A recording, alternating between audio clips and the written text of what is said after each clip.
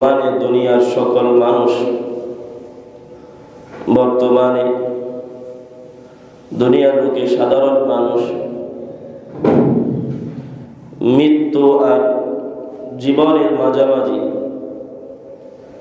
মৃত্যু আর জীবনের মাঝে তাদের জীবন সামনে অগ্রসর করতেছে, আগাইতেছে। সাধারণ মানুষের জীবন চলতেছে মৃত্যু এবং জীবনের মাঝে, আর উলামায়ে কেরামের জীবন চলতেছে ঈমান এবং কুফরের মাঝে। সাধারণ মানুষের আল্লাহ তাআলার পক্ষ থেকে মৃত্যু নির্ধারিত, এটা সত্য। কিন্তু আমি আপনি রাস্তায় পথে ঘাটে গেলে আমার জীবনের নিরাপত্তা, আমার মালের নিরাপত্তা বর্তমানে নাই। এরপরে উলামায়ে কেরাম ঈমান কুফরের মাঝে বসবাস করতেছে। বর্তমানে যেই পরিমাণ দুনিয়ার বুকে ফিতনা, ফাসাদ, কুফর চলতেছে, যদি উলামায়ে কেরাম কথা না বলে, আওয়াজ না করে, হকের কথা আওয়াম মানুষদেরকে না শোনা, উলামায়ে কেরামের ঈমান নিয়ে টানাটানি, ঈমান থাকবে না। যদি ঈমান বাঁচাইতে হয়, কুফরের বিরুদ্ধে, অন্যায়ের বিরুদ্ধে প্রতিবাদ, অন্যায়ের বিরুদ্ধে আওয়াজ, অন্যায়ের বিরুদ্ধে কথা আওয়াম মানুষদের কানে শোনাইতে হবে, বলতে হবে। এই জন্য বর্তমান সময়ে উলামায়ে কেরাম ঈমান কুফরির মাঝে মাঝে আছে। সাধারণ মানুষ মৃত্যু এবং জীবনের মাঝে মাঝে আছে। সূরাতুল মুলকের যে প্রথম আয়াত তেলাওয়াত করেছি, আল্লাহ সুবহানাহু ওয়া তাআলা বলেন, তাবারাকাল্লাযী বিয়াদিহিল মুলক ওয়া হুয়া আলা কুল্লি শাইইন কাদির। তাবারাকাল্লাযী বিয়াদিহিল মুলক, বরকতময় তিনি যার হাতে সর্বময় কর্তৃত্ব। ওয়া হুয়া আলা কুল্লি শাইইন কাদির, আর তিনি সব কিছুর উপরে ক্ষমতাবান। বরকতময়, সর্বময় কর্তৃত্বের অধিকারী যেই মালিক, যেই আল্লাহ, যেই রব, সেই মালিক, সেই আল্লাহ দুনিয়ার সব কিছুর উপরে ক্ষমতাবান। আল্লাহর শক্তির উপরে কোনো শক্তি নাই, আল্লাহর ক্ষমতার উপরে কোনো ক্ষমতা নাই। এটাই চূড়ান্ত ঘোষণা যে আল্লাহর ক্ষমতার উপরে কোনো ক্ষমতা নাই, আল্লাহর শক্তির উপরে কোনো শক্তি নাই। এরপর বলেন, যিনি বরকতময়, যিনি সব কর্তৃত্বের অধিকারী, যিনি সব শক্তির অধিকারী, ক্ষমতার অধিকারী, তিনি আল্লাযী খালাকাল মাউতা ওয়াল হায়াত, তিনি মৃত্যু এবং জীবন সৃষ্টি করেছেন। কেন মৃত্যু জীবন সৃষ্টি করেছেন? লিয়াবলুয়াকুম আইয়ুকুম আহসানু আমালা, তোমাদের মধ্যে কে উত্তম আমল করে সেটা পরীক্ষা করার জন্য।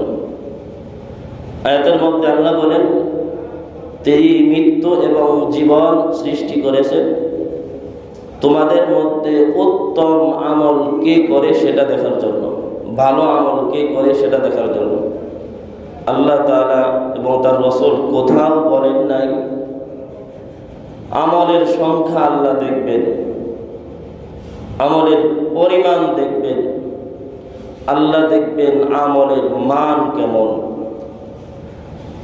আমলের দাম কেমন, আমলের ওজন কেমন। উত্তম আমল সংখ্যায় কম হোক কিন্তু আমলটা উত্তম ছিল, ইখলাসের সঙ্গে আল্লাহকে খুশি করার জন্য ছিল। এই আমলের বিনিময়ে আল্লাহ তাআলা মিজানের দাড়িপাল্লা ভরে দিবেন, বলেন না সুবহানাল্লাহ। এজন্য আল্লাহ আমাদের আমল দেখবেন উত্তম আমল কোনটা, আমলের গণনার দিক দিয়ে বেশি কোনটা সেটা দেখবেন না, উত্তম আমল কোনটা, ইখলাসের সঙ্গে আমল কোনটা সেটা দেখবেন। ওয়া হুয়াল আজিজুল গফুর, তিনি হল পরাক্রমশালী, ক্ষমতাশীল, ক্ষমাশীল। এই আয়াতের মধ্যে আল্লাহ তাআলা জীবন মৃত্যুর কথা বললেন, জীবন মৃত্যু আল্লাহ কেন সৃষ্টি করেছেন সেটাও বললেন, যে তোমাদের পরীক্ষা করার জন্য উত্তম আমল কে করে। ইখলাস, উত্তম আমল এর অর্থ হলো ইখলাসের সঙ্গে কে আমল করে। উত্তম আমলের অর্থ হলো আল্লাহকে খুশি করার জন্য কে কাজ করে। উত্তম আমলের অর্থ হলো আল্লাহকে খুশি করার জন্য কে রাজনীতি করে। উত্তম আমলের উদ্দেশ্য হলো আল্লাহকে খুশি করার জন্য কে মাতব্বরি করে। উত্তম আমলের উদ্দেশ্য হলো আল্লাহকে খুশি করার জন্য কে ইমামতি করে। উত্তম আমলের উদ্দেশ্য হলো আল্লাহকে খুশি করার জন্য কে 5 ওয়াক্ত নামাজ আদায় করে। উত্তম আমলের অর্থ হলো আল্লাহকে খুশি করার জন্য কে হজ করে, উমরা করে। আল্লাহকে খুশি করার জন্য কে যাকাত দেয়, কে রোজা রাখে। আল্লাহকে খুশি করার জন্য কে দান সদকা করে।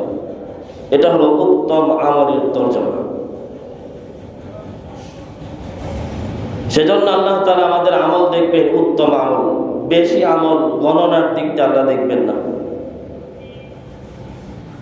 1 পয়সা, খেজুরের 1 টুকরা আল্লাহর রাস্তায় দান করার বিনিময়ে, ছোট্ট একটা আমলের বিনিময়ে এত বড় দাড়িপাল্লা মিজান, যেই দাড়িপাল্লা মিজানের মধ্যে 7 আসমান 7 জমিন রাখলেও দাড়িপাল্লা ভরবে না। এই ছোট্ট একটা খেজুরের অংশ, টুকরা আল্লাহর রাস্তায় আল্লাহকে খুশি করার জন্য দান করলে, ইখলাসের সঙ্গে যদি এই দানটা হয়, এই ছোট্ট আমল 1 টাকা 2 টাকা আমলের বিনিময়ে এত বড় দাড়িপাল্লা আল্লাহ বলে দিবেন। বেশি আমলের মাধ্যমে আল্লাহ দাড়িপাল্লা বলবেন না, সুন্দর আমলের মাধ্যমে আল্লাহ দাড়িপাল্লা বলবেন। এরপরে যে হাদিসটি পাঠ করেছি, রাসূল করিম সাল্লাল্লাহু আলাইহি ওয়াসাল্লাম বলেন, হযরত আনাস রাদিয়াল্লাহু তাআলা হাদিসটি বর্ণনা করেন, রাসূল বলেন, ইয়াতবাউল মাইয়িতা সালাসাতুন, মানুষ যখন মারা যায়, মানুষ যখন মৃত্যুবরণ করে, তখন তার পিছে 3টা জিনিস যায়, তার পিছনে অনুসরণ, 3টি জিনিস তার সঙ্গে থাকে, তার সঙ্গ নেয়। রাসূল বলেন 3টি জিনিসের মধ্য থেকে সর্বপ্রথম তার পরিবার তার সঙ্গে থাকে, দ্বিতীয় তার সঙ্গে তার মাল সম্পদ থাকে, তৃতীয় তার সঙ্গে তার আমল থাকে। রাসূল করিম ইরশাদ করেন, মানুষ ইন্তেকাল করলে তার সঙ্গ দেয় 3টি জিনিস। প্রথম নাম্বার তার পরিবার, দ্বিতীয় নাম্বার তার অর্থ সম্পদ, তৃতীয় নাম্বার তার অনেক আমল। আল্লাহর রাসূল বলেন, এই মাইয়িতকে, এই মৃত ব্যক্তিকে যখন দাফন করা হবে, এই মৃত ব্যক্তিকে যখন মাটির নিচে চাপা দেওয়া হবে, তখন 2টি জিনিস তার কাছ থেকে বিদায় নেবে। সে যেই গাড়িতে বহন করত, যেই গাড়িতে সে উঠত চড়ত, সেই গাড়িতে উঠেই তার পরিবার তার জানাজার মধ্যে শরীক হয়েছিল। তার পরিবার তাকে দাফন করার জন্য সেই গাড়িতে উঠেই কবরস্থানে গিয়েছিল।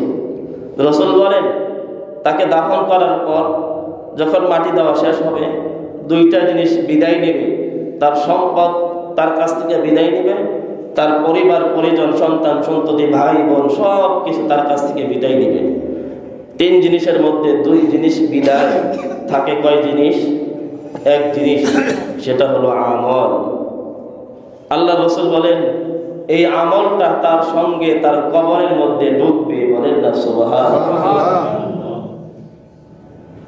এই যে গত পরশু আমাদের দেশের তিনবারের প্রধানমন্ত্রী, আল্লাহ তাআলা তার কবরটাকে জান্নাতের বাগান করে দেখ, তাকে আল্লাহ তাআলা ক্ষমা করে দেখ, দোয়া করি সকলে বলে আমিন। প্রধানমন্ত্রী ছিলেন, রাষ্ট্রীয়ভাবে কোনো উপঢৌকন কোনো কিছু কবরে যাওয়ার সময় নিয়ে যেতে পারছে? তার তো আল্লাহর রহমতে বহু সম্পদ ছিল, বহু ক্ষমতা ছিল, বহু আসবাবপত্র ছিল, কিন্তু অন্ধকার কবরে যাওয়ার সময় তার স্বামীর কবর পাশে শুধু 5টি সাদা কাপড়ে সিলাই ছাড়া, কি দামি দামি পোশাক পরিধান করত, কি দামি দামি শাড়ি পরিধান করত। এই অন্ধকার কবরে যাওয়ার সময় মাত্র 5টি কাপড়, তবু সিলাই ছাড়া। এই সিলাই ছাড়া কাপড় নিয়ে এসে মাটির নিচে ওই অন্ধকার কবরে চলে গেছে। রাসূল বলেন, দুনিয়ার বুকে তার ক্ষমতা ছিল, এই ক্ষমতায় কবরে ঢুকে নাই। অনেক সম্পদ ছিল, এই সম্পদও তার কবরের মধ্যে ঢুকে নাই। তিনি দুনিয়ার বুকে যে সমস্ত ভালো কাজ করছে, ভালো আমল করছে, ভালো কথা বলেছে, এই সমস্ত ভালো কথার প্রতিদান, এই সমস্ত আমল তার সঙ্গে তার কবরে গেছে। শুধু এই প্রধানমন্ত্রী বলে বিষয় না, আমি আপনি যখন মৃত্যুবরণ করব, আমার সঙ্গে কেউ যাবে না, কিছুই দিবে না, শুধু 3টি সাদা কাপড় ছাড়া। আমার এত কিছু বলি কি, আমার কিছুই তো আমার না। মৃত্যু নির্ধারিত, মৃত্যু হবে নিশ্চিত, কোনো সন্দেহ নাই। আল্লাহ বলেন, وَقُلْ اهْبِطُوا بَعْضُكُمْ لِبَعْضٍ عَدُوٌّ وَلَكُمْ فِي الْأَرْضِ مُسْتَقَرٌّ وَمَتَاعٌ إِلَى حِينٍ। আল্লাহ তাআলা সূরাতুল বাকারার 34 নম্বর আয়াতের মধ্যে ইরশাদ করেন, وَقُلْ اهْبِطُوا بَعْضُكُمْ لِبَعْضٍ عَدُوٌّ। যখন হযরত আদম আলাইহিস সালাম নিষিদ্ধ ফল খেয়ে ফেললেন, আল্লাহ আদমকে বললেন, হে আদম, তুমি তোমার স্ত্রী নিয়ে জমিনের মধ্যে নেমে যাও, জান্নাত থেকে বের হয়ে যাও। আল্লাহ ইবলিসকে বললেন, হে ইবলিস, আমার হুকুম অমান্য করার কারণে, আদমকে সেজদা না দেওয়ার কারণে তুমি যেই নাফরমানি করলা, অন্যায় করলা, এই নাফরমানি অন্যায়ের কারণে তুমি আসমান থেকে জমিনের বুকে নেমে যাও।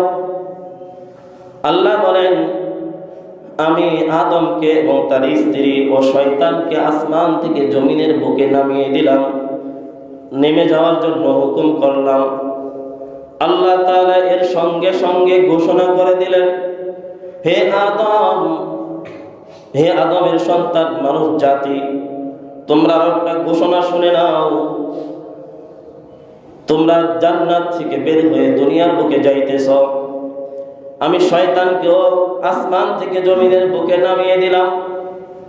একটি ঘোষণা শোনো, যতদিন পর্যন্ত পৃথিবী থাকবে, পৃথিবীর বুকে মানুষ থাকবে, মানুষের সঙ্গে শয়তান থাকবে। এই মানুষ আর শয়তানের মাঝে পৃথিবী যতদিন থাকবে ততদিন শত্রুতা থাকবে। আল্লাহ বলেন, পৃথিবী যতদিন থাকবে, মানুষ যতদিন থাকবে, শয়তান যতদিন থাকবে, মানুষ এবং শয়তানের মাঝে শত্রুতা থাকবে।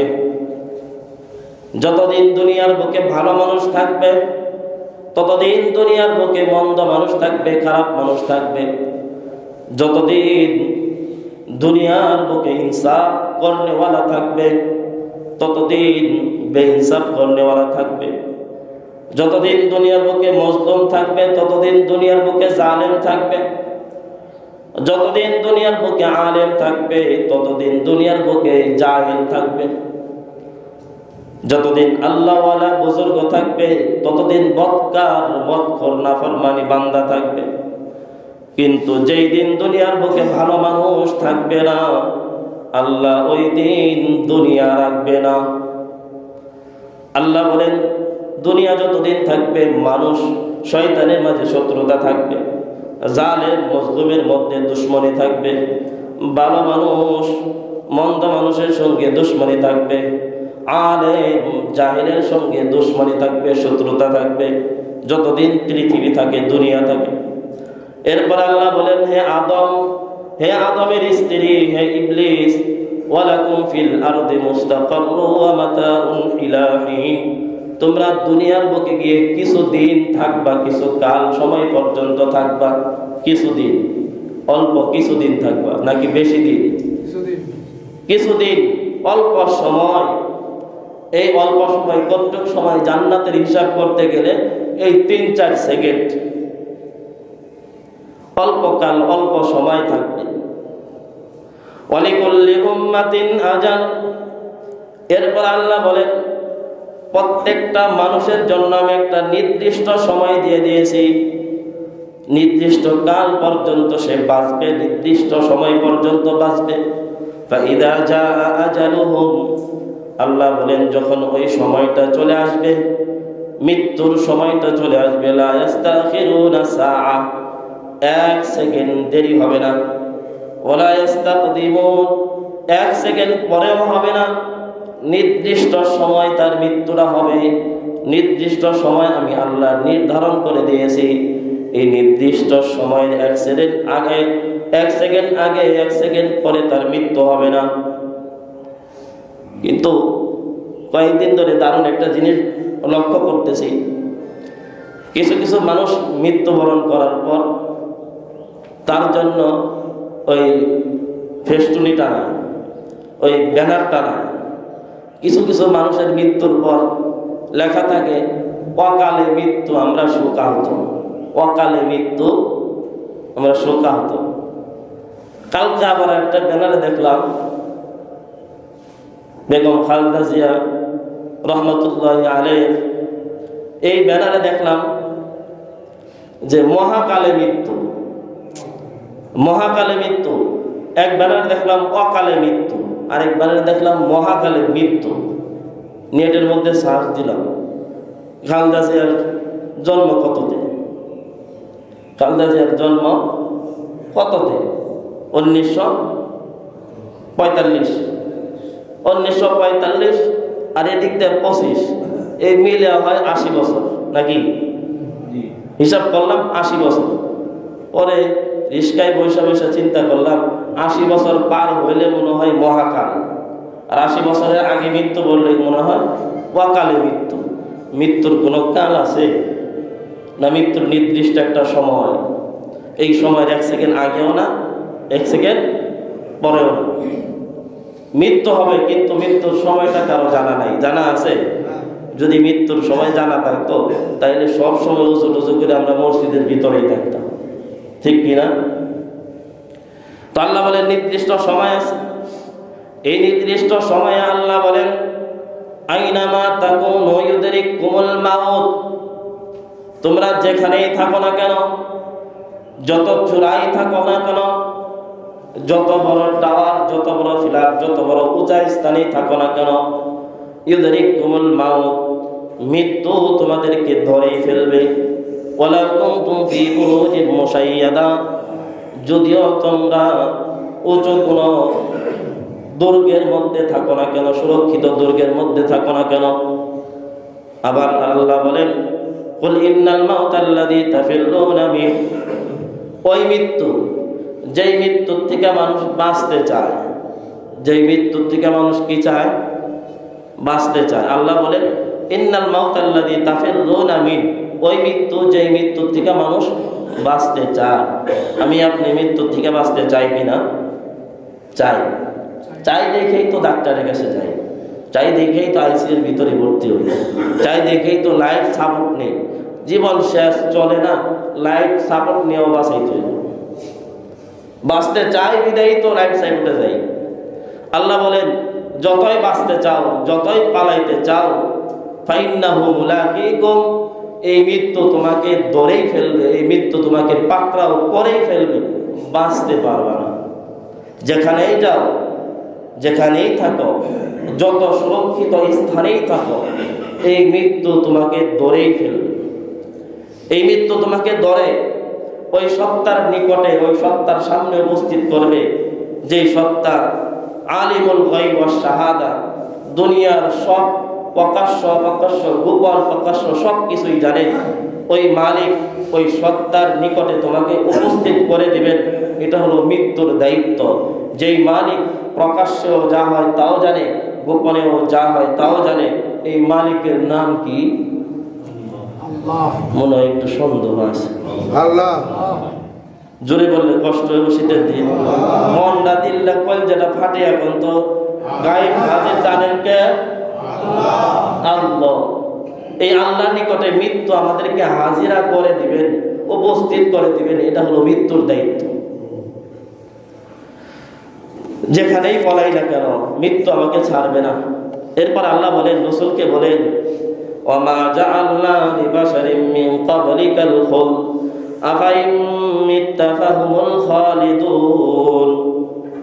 আল্লাহ রাসূলকে বলেন, হে রাসূল, আদম থেকে নিয়ে আপনার পর্যন্ত, আপনার পূর্বে এবং আপনার পরে কোন মানুষকে আমি এমন বানাবো না, কোন মানুষকে আমি এমন করে সৃষ্টি করব না যে সে সারা জীবন থাকবে, মৃত্যুবরণ করবে না।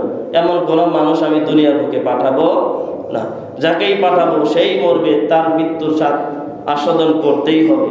আল্লাহ বলেন, কুল্লু নাফসিন যায়িকাতুল মাউত, প্রত্যেকটা নফসের, প্রত্যেকটা মানুষের মৃত্যুর স্বাদ আস্বাদন করতেই হবে, কোনো সন্দেহ নেই। এরপর আল্লাহ বলেন সূরাতুল ইমরানের 185 নম্বর আয়াত, ওয়া ইন্নামা তুওয়াফাউনা উজুরাকুম ইয়াওমাল কিয়ামাহ, ওয়া ইন্নামা তুওয়াফাউনা উজুরাকুম ইয়াওমাল কিয়ামাহ, নিশ্চয় কোনো সন্দেহ নাই তোমাদেরকে মৃত্যুর পর কিয়ামতের দিন তোমাদের পাওনা বুঝিয়ে দেওয়া হবে, তোমাদের আমলের প্রতিদান দিয়ে দেওয়া হবে। ফামান যুহজিহা আনিন নার, ওই কিয়ামতের ময়দানে, হাসরের মাঠে যেই সমস্ত বান্দা বান্দিরা পুরস্কার পেয়ে যাবে, প্রতিদান পেয়ে যাবে, যুহজিহা আনিন নার, এই বান্দা জান্নাত থেকে মুক্তি পেয়ে যাবে। বলেন না সুবহানাল্লাহ। জান্নাত থেকে না জাহান্নাম থেকে? জাহান্নাম থেকে। যেই ব্যক্তির প্রতিদান দেওয়া হবে, এই ব্যক্তি জাহান্নামের আযাব থেকে মুক্তি পেয়ে যাবে, জাহান্নামের আযাব থেকে নাজাত পেয়ে যাবে। ওয়া উদখিলাল জান্নাতা ফাকাদ ফাজ, এরপর আল্লাহ বলেন তাকে জান্নাতের মধ্যে ঢুকিয়ে দেওয়া হবে। আর এটাই হলো সর্বোচ্চ চূড়ান্ত বিজয়ী সাফল্য, এটাই সর্বোচ্চ বিজয়ী। যেই ব্যক্তিকে আমলের প্রতিদান দিয়ে জাহান্নামের আযাব থেকে বাঁচিয়ে জান্নাতে ঢুকিয়ে দেওয়া হবে, আল্লাহ বলেন সেই সর্বোচ্চ বিজয়ের অধিকার লাভ করলো, সেই সফল হয়ে গেল। এছাড়া যত মানুষ বলুক আমি বিজয়ী, আমি সাফল্যতা অর্জন করেছি, আল্লাহ বলেন কিছুই করে নাই। তারা সাফল্য অর্জন করে নাই, বিজয় অর্জন করে নাই। যারা জান্নাতের মধ্যে প্রবেশ করবে এরাই হয়ে যাবে বিজয়। দুনিয়ার বুকে যতদিন আমরা থাকবো মুসলমান ভাই আমার, আল্লাহ এই দুনিয়াকে বানাইছেন, বানায়া বলেন এই দুনিয়া ধোঁকাবাজ, এই দুনিয়া ধোঁকাবাজ। আমরা দুনিয়া থেকে, মার্কেট থেকে, বাজার থেকে কত কিছু কিনি, সবজি কিনি, সবজি কেনার সময় সবজিওয়ালাকে জিজ্ঞাসা করি লাউ কিনি, লাউ ভাইজান লাউটা কি গলবো, মজা লাগবো, জাংলার তো নাকি খেতে, বিষ দিছেন, সার দিছেন, কত কিছু জিজ্ঞাসা করি, করি কিনা? এই লাউ খামো একবেলা শেষ। এই দুনিয়াকে আমরা পাইলাম, লাউয়ের মালিকের কাছে এত কিছু জিজ্ঞাসা করলাম, কিন্তু যেই দুনিয়ার মালিক যিনি, তার কাছে একটু জিজ্ঞাসা করার দরকার ছিল না এই দুনিয়াটা আল্লাহ কেমন? ও মালিক, দুনিয়ার মালিক, দুনিয়াটা কি মজা লাগবো? দুনিয়ায় কি সারা জীবন থাকা যাইব? দুনিয়া কি শান্তির জায়গা? দুনিয়া কি আরামদায়কের জায়গা? এই মালিককে কি কোনোদিন জিজ্ঞাসা করছে? জিজ্ঞাসা করি নাই। তবু আল্লাহ বলে দিছেন, আমি গ্যারান্টি দিয়ে বলতে পারি, গ্যারান্টি।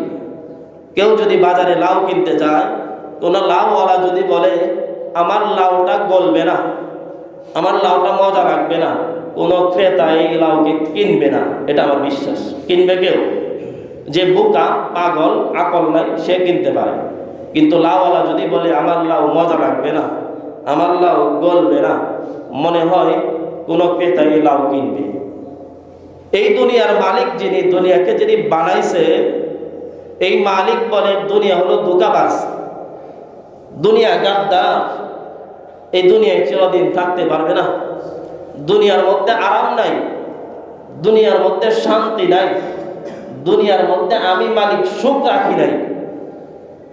এই মালিকের কথা শোনা দরকার আছিল কি না? শুনি না তো। মালিক বলছিল দুনিয়ার মধ্যে শান্তি নাই, আর শান্তি খোঁজার জন্য আমি নামাজ বাদ দিয়ে ফজর থেকে শুরু করি, সকাল থেকে শুরু করি রাত 10টা পর্যন্ত শান্তি খুঁজি, মাটি খুঁড়ি, বস্তার মধ্যে শান্তি খুঁজি, জমিনের নিচে শান্তি খুঁজি, বিল্ডিংয়ের উপরে শান্তি খুঁজি, লতা পাতার মধ্যে শান্তি খুঁজি। আল্লাহ বলেন যতই খোঁড়ো, যতই খোঁজো, শান্তি তো আমি রাখিই নেই। লাউওয়ালার কথার দাম বেশি নাকি দুনিয়ার মালিকের কথার দাম বেশি?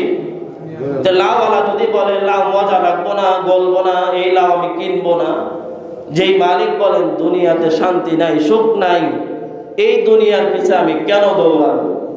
এই দুনিয়ার ক্ষমতার জন্য আমি ইমানকে কেন বিক্রি করব? এই দুনিয়ার ক্ষমতার জন্য কেন আমি মুরতাদ হব, নাস্তিক হব, কোরআনের বিরুদ্ধে চলে যাব? আল্লাহ তাআলা আমাদের সকলকেই হেফাজত করুক। আল্লাহ তাআলা এই দুনিয়ার গাদ্দার থেকে বেঁচে থাকার তৌফিক দান করুক। সকলে বলে আমিন। ওই যে সূরাতুল মুলকের প্রথম যে আয়াত বলছিলাম, আমাদেরকে মৃত্যু দিয়েছেন, জীবন দিয়েছেন, লিয়াবলুয়াকুম আইয়ুকুম আহসান আমালা, তোমাদের মধ্যে কে উত্তম আমল করে এটা পরীক্ষা করার জন্য। হে মুসলমান ভাই আমার, এই এতগুলি আলোচনা করার বিষয় হলো একটাই, সেটা হলো বর্তমানে আমাদের সময় আসছে, সিজন আসছে আমল করার। কি করার?